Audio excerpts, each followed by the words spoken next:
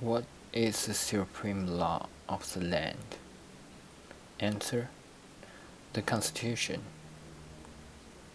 Explanation: back in 1787, more than 200 years ago, the United States of America didn't exist the way it does today. There were just 13 states, and after they gained independence from Great Britain, they had just very weak government. They struggled to survive or continue to exist for several years with this weak government. But they had many problems. So the 13 states decided to work together and write a new document or a written record to make the country stronger and more unified, all as one group, so they could work better together as one nation. They called this new document the Constitution. The word Constitution comes from the verb to constitute, meaning to put things together.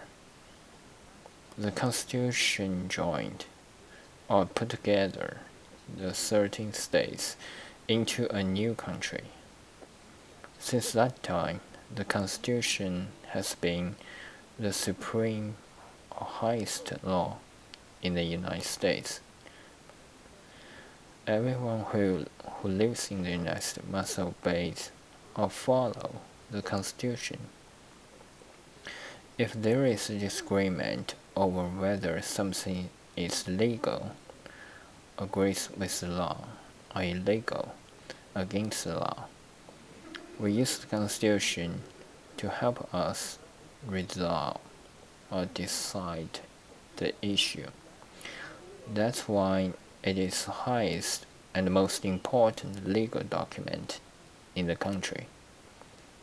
The Constitution was written during the summer of 1787 at the meeting called the Constitution Convention in the city of Philadelphia, Pennsylvania. It was a long, hot summer that year, when the 55 delegates or representatives met to write this new set of law. Everyone who had a belief about how the new government should be organized.